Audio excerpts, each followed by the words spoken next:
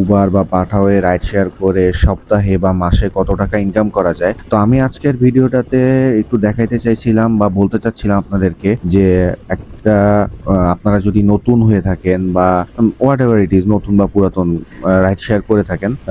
আমি বেসিক্যালি উবারের মাধ্যমে রাইডটা শেয়ার করি। তো উবারটা আমার কাছে স্বাচ্ছন্দ্য মনে হয়। আর অ্যাপের ইন্টারফেসটা অ্যান্ড কাস্টমার বিহেভিয়ারটা সবকিছুই দেখা গেছে যে আমার কাছে মানে একটু ক্লাসিক মনে হয়। অ্যান্ড উবার যারা ইউজ করে, আমি পাঠাওয়েকে ক্রিটিসাইজ করতেছি না, বাট আসলে উবার যারা ইউজ করে মানে যারা যাত্রী বা প্যাসেঞ্জার, তাদেরকে আমার কাছে মনে হয়েছে তারা একটু ওয়েল এডুকেটেড। তো হোয়াট এভার।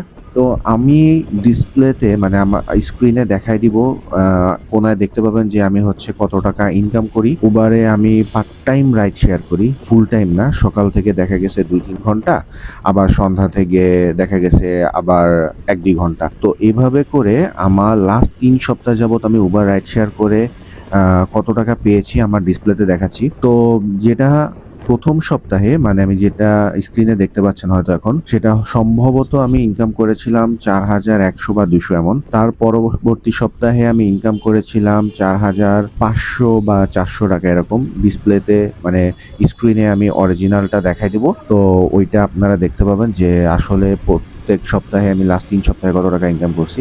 আর লাস্ট সপ্তাহে মানে গত সপ্তাহে আমি ইনকাম করেছিলাম 5500 টাকা। এইটা কিন্তু আমি প্রতিদিন যে সারাদিন রাইড শেয়ার করছি তা না।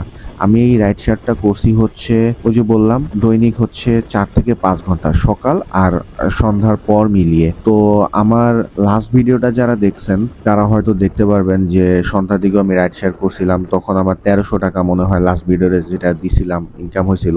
তো এটাই, যারা রাইড শেয়ার করতে চান তারা আপনারা রাইড শেয়ার করতে পারেন। অ্যান্ড একটা রিকোয়েস্ট বলেন বা সাজেশন বলেন আপনাদের জন্য, সেটা হচ্ছে আপনারা যারা রাইড শেয়ার করেন বা করতে চান তারা প্লিজ অ্যাপের মাধ্যমে ইউজ করেন। আমি বারবার এটা বলি, কারণ হচ্ছে কন্টাক্টে গেলে আপনারও রিস্ক বা যে কন্টাক্টে যায় তারও রিস্ক। তো রিস্ক কেন এটা আপনারাও ভালো মতো জানেন। আর রাইড শেয়ারিং নিয়ে যদি আপনাদের কোনো কনফিউশন থাকে, আই মিন কোনো কোশ্চেন থাকে, অবশ্যই আমাকে কমেন্টে জানাবেন।